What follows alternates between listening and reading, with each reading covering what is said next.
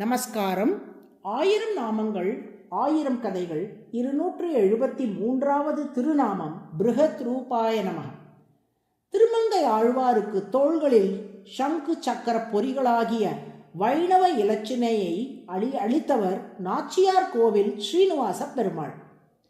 ஒரு ஆச்சாரியரின் அதாவது குருவின் ஸ்தானத்தில் இருந்து தனக்கு வைணவ தீட்சையை அருளிய அந்த ஸ்ரீனிவாச பெருமாளை நரையூர் நின்ற நம்பி என்றே அழைத்தார் திருமங்கை ஆழ்வார். நம்பி என்பது ஆச்சாரியனை அதாவது குருவை குறிக்கும் சொல் ஆகும். இறைவன் என்னும் பதவியை விட ஆச்சாரியன் என்னும் பதவியே உயர்ந்தது என்று சாஸ்திரங்கள் சொல்லுகின்றன. அதனால் தான் இறைவனே ஆச்சாரிய ஸ்தானத்தில் அமர விழைகிறார்.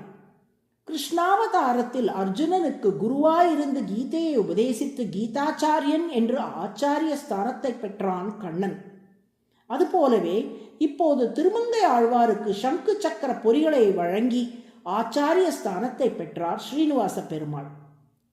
சைவத்திலும் கூட மாணிக்கவாசகருக்கு திருப்பெருந்துறையில் சிவபெருமானே குருவாக வந்து தீட்சை வழங்கிய வரலாறு உள்ளது. அர்ஜுனனுக்கு குருவாயிருந்து உபதேசம் செய்தபோது கண்ணன் அவனுக்கு தனது விஸ்வரூபத்தை காட்டி அருளினான் அல்லவா?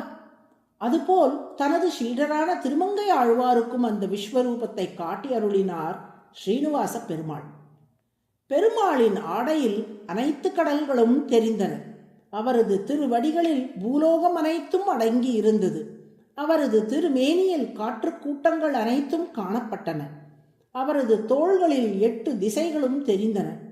அவரது கிரீடத்தில் அண்டங்கள் அனைத்தும் இருந்தன. இத்தகைய பிரம்மாண்டமான வடிவை தரிசித்து பரவசமடைந்த திருமங்கை ஆழ்வார் அதை வருணித்து ஒரு அழகான பாடலை பாடினார். பல்வ நீருடை ஆடையாக சுற்றி பாரகலம் திருவடியா பவனம் மெய்யா செவ்வி மாதிரம் எட்டும் தோளா அண்டம் திருமுடியா நின்றான்பால் செல்ல கெப்பி கவ்வை மாகளிரு உந்தி வெண்ணி ஏற்ற கழல் மன்னர் மணிமுடி மேல் காகம் ஏற தெய்வ வாழ் வலம் கொண்ட சோழன் சேர்ந்த திருநரையூர் மணிமாடம் சேர்மின்களே. இதன் பொருள் விஸ்வரூபத்தில் திருமாலுக்கு கடல் நீரே இடையில் அணியும் ஆடையாக ஆகிறது. பூமியின் நிலப்பரப்பு முழுவதும் அவரது திருப்பாதங்களாக ஆகிறது. காற்று கூட்டங்கள் அனைத்தும் அவரது உடலாகின்றன. திசைகள் 8ம் அவரது தோள்கள் ஆகின்றன. அண்டங்கள் அனைத்தும் அவரது கிரீடமாய் ஆகின்றன. அப்படிப்பட்ட விஸ்வரூபத்தை உடைய திருமால் திருநரையூர் எனப்படும் நாச்சியார் கோவிலில் ஸ்ரீனிவாச பெருமாளாக காட்சி தருகிறார்.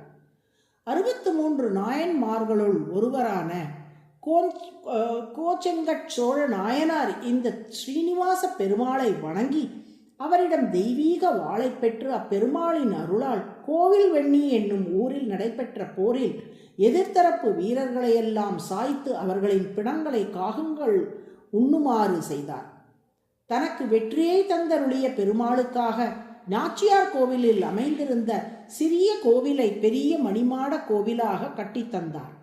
திருமாலின் திருவடிகளை யாரெல்லாம் வணங்க விரும்புகிறார்களோ அவர்கள் அனைவரும் நாச்சியார் கோவிலில் மணிமாட கோவிலுக்கு வாருங்கள்.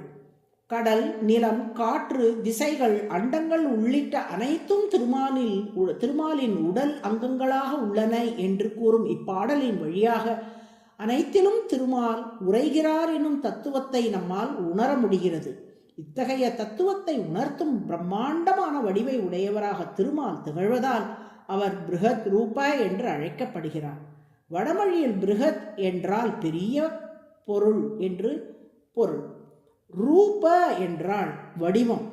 கடல் நீரை ஆடையாகவும் நிலப்பரப்பை பாதங்களாகவும் காற்று கூட்டங்களை உடலாகவும் எண் திசைகளை தோள்களாகவும் அண்டங்களை கிரீடமாகவும் கொண்டு மிக பெரிய வடிவத்தோடு திகழும் திருமாலுக்கு பிருஹத் ரூபா என்று பெயர்.